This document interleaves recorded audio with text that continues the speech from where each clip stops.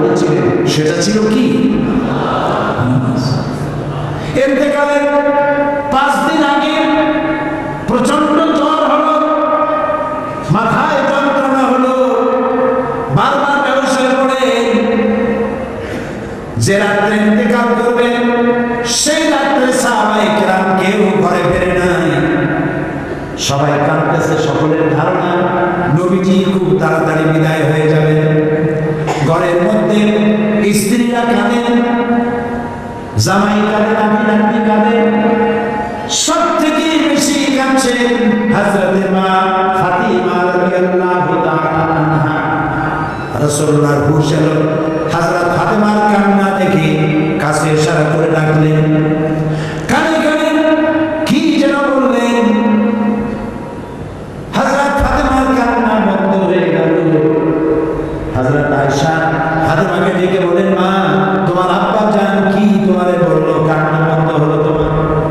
হযরত ফাতিমা বলেন, মা আমার আব্বা জান আমাকে কানে কানে বললেন, মা কাঁদিস না, তোর কান্না আমার বরদাস্ত হয় না।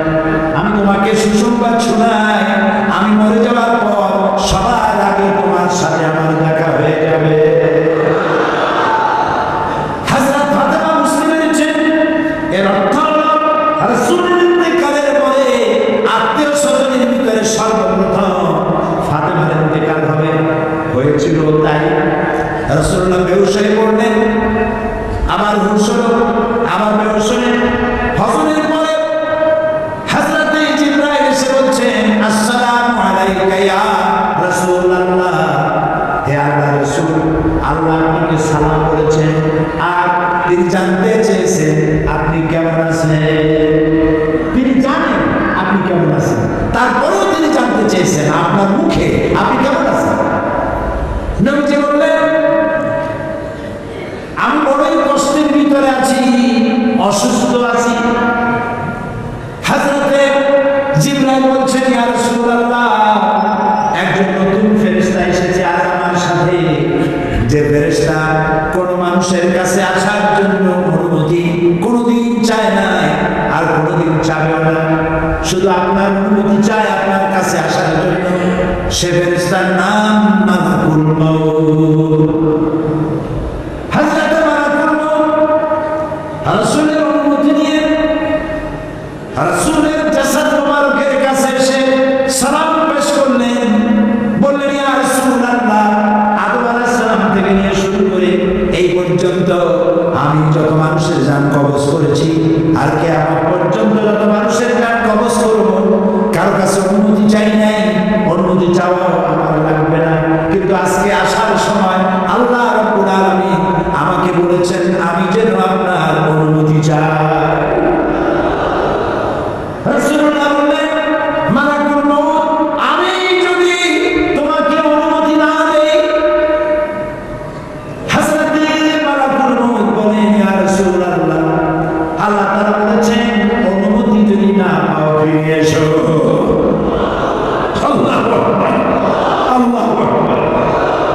হযরতে জিবরাইল বলেন, ইয়া রাসূলুল্লাহ, আল্লাহ রাব্বুল আলামিন আপনার সঙ্গে দিদারের ইন্তজার করতেছেন।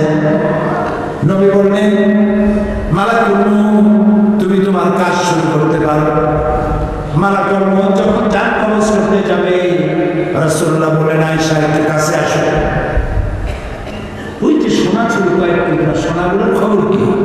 6 টুকরা, ছোট্ট ছোট্ট 6টা টুকরা সোনা ছিল। সোনাগুলো কই? হযরত আয়েশা বলেন, আমি তা যত্ন করে রেখেছি। নবীজি বলছেন, এক্ষুনি স্বর্ণ টুকরাগুলি সাদকা করে দাও।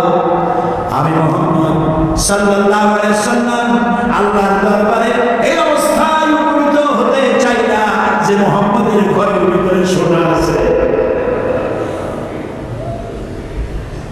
হযরত ওমর রাদিয়াল্লাহু তাআলা রাসূলের সঙ্গে দেখা করতে গেছিলেন একদিন। ঘরে আয়েশা ছিলেন।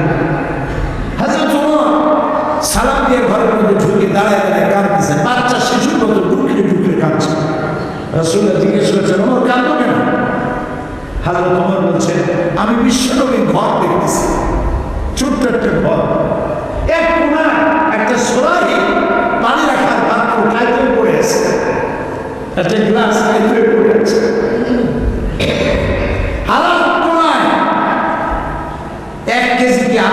জল পড়ে আছে, আর রাসূল শুয়ে আছেন দড়ি দিয়া বোনানো একটা খাটিয়ার উপরে, চাদর নাই, বালিশ নাই, হাত মোবারক মাথার তলে দিয়ে শুয়ে আছে, পিঠ মোবারকে দড়ির দাগ কেটে আছে। হযরত ওমর বলছে, ইয়া রাসূলুল্লাহ, আমি তো বর্দাস্ত করতে পারছি না। বিশ্বনবী তার পিঠে দড়ির দাগ, পানির পাত্র কাজ হয়ে পড়ে আছে, খাট নাই, বালিশ নাই।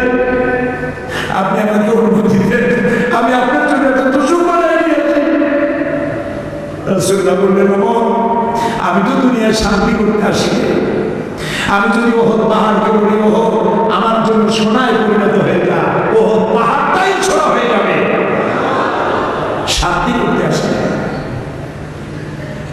নবীজি বললেন, আয়েশারে সোনাগুলি বিতরণ করে দাও, সাদকা করে দাও।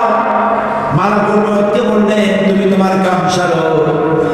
যার কবর শুরু হয়ে গেল। নবীজি জীবনের শেষ কথা মুখ থেকে উচ্চারিত হলো, আসসালাত আসসালাত ওয়া মা মালাকাত আইমানুকুম, ও আমার উম্মতেরা, নামাজ নামাজ। ইন্তেকালের সময় মেয়ের কথা বললেন না, নাতির কথা বললেন না, জামাইয়ের কথা বললেন না, উম্মতকে স্মরণ করালে, ও আমার উম্মতেরা, নামাজ ছেড়ে দিও না। আর তোমার অধীনস্থ ব্যক্তিদেরকে জ্বালা যন্ত্রণা দিও না, চাকর বাকরের জ্বালা যন্ত্রণা দিও না, গরিব মানুষের দিকে লক্ষ্য রেখো। আর আমি চিরজন্মের মতো তোমাদের থেকে বিদায় নিয়ে গেলাম, নামাজ ছেড়ে দিও না। কিয়ামতের দিন ওই রাসূল যদি আমাদেরকে